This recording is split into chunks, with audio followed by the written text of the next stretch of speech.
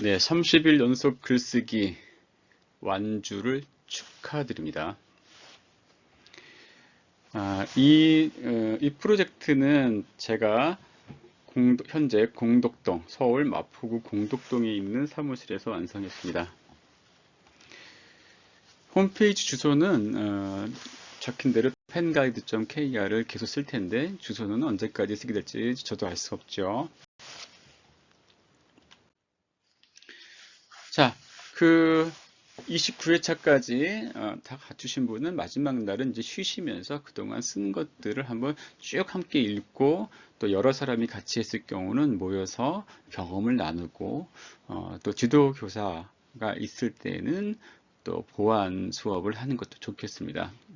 과정에서 어려웠던 부분들이라든지 특별히 잘 됐던 부분들을 한번 얘기해 보는 것도 좋겠죠. 그러면서 똑같은 프로젝트를 수행하면서도 사람마다 다 이렇게 다른 느낌, 다른 성과를 가져오는구나. 이거 체험을 하고 이것이 한 번으로 그칠 것이 아니라 여러 차례 할 수 있게끔 제가 가급적이면 초보부터 기성 작가들이 다 할 수 있는 그렇게 고민해서 이렇게 배치를 했었어요.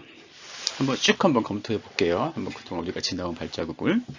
첫 번째 낙서는요, 첫날 수업을 해도 좋지만 워밍업 요령을 익히는 오리엔테이션 수업으로 생각해도 돼요. 그래서 생각 내려받기 기억나시죠? 이렇게 긴장을 풀고 머릿속에 떠오르는 모든 생각을 그냥 이면지 같은 데다가 한 번 더 쭉 내려받아서 한 15분 정도 논스톱으로 글을 써보는 거.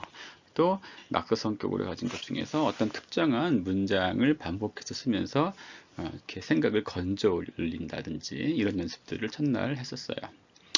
그리고 이제 두 번째 제 2일차 일상 스케치 중에 제가 넘버링이라는 걸 붙인 것은 일상을 간단하게 정말 스케치란 말에 어울리도록 간단하게 스케치하는데 첫 장면과 끝 장면을 미리 결정해 놓고 사이사이를 채워나가는 그 순서에 먼저 벌어진 일부터 고지식하게 쓸 필요가 없는 그렇게 하는 습관을 고쳐가면서 실제로 표현된 순서와 창작 순서가 다를 수 있다는 거, 달라도 괜찮다는 거 그런 체험을 했고요. 3일차는 메타포는 운이죠. A equal B. 그래서 A와 B가 서로 상관성이 멀면 멀수록 그 논리가 성공됐을 때 효과가 크다고 말씀드렸어요. 4일차는 관련어, 관련 문장 연습을 했는데 이날은 아마도 제가 신체에 관련된 거를 먼저 했을 겁니다. 그래서 어떤 낱말이 있으면 그 낱말과 얼핏 보면은 직접 연관성은 없지만 조금만 생각하면 관련이 있는 그런 낱말들을 관련어라고 했고 또 문장으로 쓰면 관련 문장이라고 했죠. 구문 생성 연습은 우리가 자주 쓰이는 구문들을 내용을 갈아가면서 반복하는 거였고 일상 스케치를 할 때 입으로 나오는 말투나 머릿속 생각의 말투로 일상을 스케치하는 연습. 7일차에서는 본인의 연보를 차근차근 작성해 보아라 이렇게 제가 권했고요. 8일차에는 여러분이 잘하는 것 혹은 잘 아는 것 남들보다 그런 것들을 글감으로 삼았을 때더 좋은 글을 쓸 수 있다고 말씀드렸습니다. 9일차는 여러분들이 쓰는 일기를 소설 형식으로, 즉 지문과 대화가 있고 어떤 화자가 정해져 있고 시점이 결정되어 있는 그 다음에 발단, 전개, 위기, 절정, 결말처럼 이야기의 흐름이 기승전결이 있는 그런 글로 한번 본인의 일상을 소설화해 보는 거고 이때 왜곡이나 축소가 가능하다고 했어요. 10일차는 장소를 묘사하는 연습을 했고요.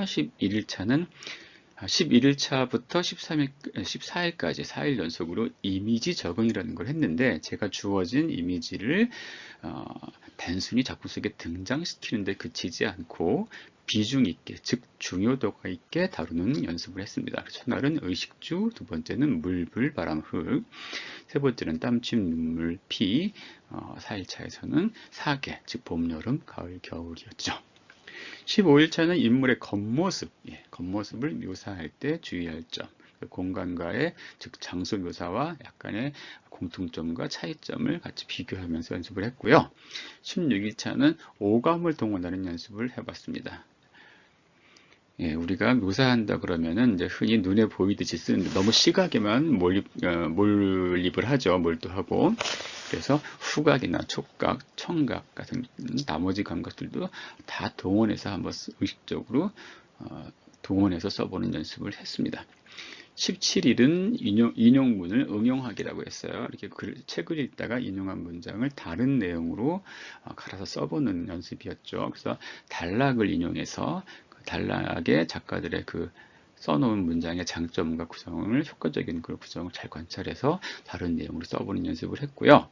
18일 차에는 이미지 연상 연습이라는 것을 했어요. 그래서 이미지 연상은 자유롭게 떠오르는 자유롭게 연상, 그러니까 공상하듯이 따라가는 것이 하나 있었고, 테마 연상, 즉 어떤 특정한 주제를 중심으로 해서 다른 것들과 결합시켜가면서 의식적으로 창조하는 그런 테마 연상 두 가지 연습을 했습니다.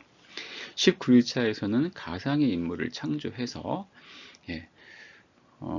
여러분들이 아무 근거도 없이 그냥 여러분의 감각에만 의존해서 이런 이름을 지닌 사람은 이렇게 생겼을 것 같고, 나이는 몇 살이고, 성별은 어떻고, 예를 들면, 이제 처음 하시는 첫 달에는 이제 본인과 생년월일이 같은 사람을 한번 만들어 보는 것도 재밌다고 했죠. 왜냐하면, 자신과 연령이 같다는 것은 또, 세상에 대한 정보도 비슷하잖아요. 그죠? 같은 나라든 다른 나라든 간에. 그다음 21차는 나를 둘러싼 모든 것들에 대한 생각들을 정리해보라고 권했고요. 21일차는 어떠한 그것이 무엇이든 상관없이 어떠한 과정을 세밀하게 관찰해서 묘사하는 것이 창작에 큰 도움이 된다는 말씀을 드렸습니다. 22일차는 요약하거나 다이제스트 하는 건데, 요약은 단순히 여러분의 문체로 내용을 줄거리 스트림라인을 잡고 또 빼놓기 좀 아까운 중요한 서브 스트림을 보태서 축소하는 거고, 다이제스트는 요약은 요약인데 본문에 사용된 문장을 최대한 발췌를 해서 이렇게 스몰 사이즈로 모델을 만들어 보는 거였죠. 미니어처를. 23일차는 있는 거였어요. 이어서 쓰기. 24일차는 about이 되어야 with가 된다라는 제목을 붙였는데, 이것은 어떤 주제 혹은 소재에 대해서 충분히 지식을 갖추고 정보를 갖추고 생각을 한 사람이 그것을 시나 소설이나 극본의 소설로 다룰 때, with something을 할 때 더 잘할 수 있다. 그래서 about 글쓰기, 즉 간단한 짧은 에세이나 어록 쓰기 이런 것들이 여기에 해당된다고 했습니다. 25일차는 원고를 반토막 내는 연습을 했죠. 써놓은 글을 가져와서 그 분량을 반토막을 내는 거예요. 자, 글은 보통요, 짧게 해서 나빠지는 경우가 거의 없습니다. 26일차는 자기 자신을 타인처럼 묘사해보자 이랬어요. 그래서 보통 우리의 글쓰기는 내가 중심이기 때문에 나를 화자로 쓰는데, 그렇지 않고 다른 존재를 화자로 세워서 그의 눈, 그의 마음으로 나의 어떤 사건, 일상이나 나의 지난날 를 묘사해 보게 하면은 새로운 경험을 할 수 있다고 했습니다. 그래서 자신을 타자화시켜서 이렇게 묘사하는 훈련은 선천적으로 잘 되는 사람들은 굉장히 드물고요. 다 훈련을 해야 돼요. 선천적으로 되는 사람들은 중에서 사이코패스 이런 분들이 이런 사람들이 자신의 타자화가 쉽다고 하더라고요.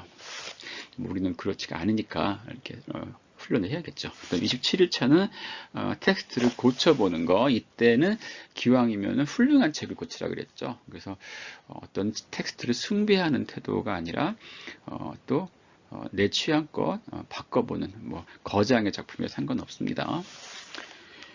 28일차는 시를 여백을 관찰하고 또 해설해 보기도 하고 또 시인의 의도를 더 깊이 파악해서 산문으로 바꿔보는데, 산문은 에세이, 해설 이런 것들도 있지만 소설이나 극본도 역시 산문이죠.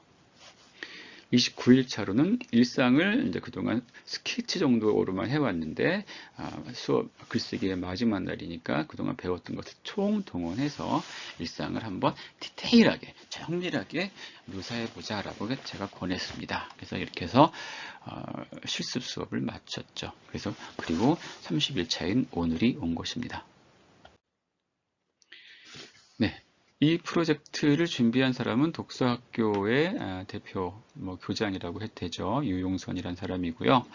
저는 문예 지도를 오래 해왔습니다. 한 20년 넘게 했는데 시와 소설을 중심으로 했었습니다. 그리고 독서 활동, 다양한 활동을 연구하는 사람이고요. 저희 독서학교 안에 번역 교실이라든지 출판과 관련된 편집 이런 교실도 계획을 하고 있고 전자책을 제작하고 있고요. 또 여러분들과 함께 극본을 작성하고 실제 연기까지 같이 하는 이제 그런 교실들도 하고 있습니다. 궁금하신 분들은 아래 적혀져 있는 전화로 문의해 주시면 저랑 통화를 할 수 있을 거예요. 자, 그동안 수고하셨고요. 예, 또 한 바퀴, 두 바퀴 더 반복해서 해보시다 보면 더 많은 결실을 맺게 될 것입니다.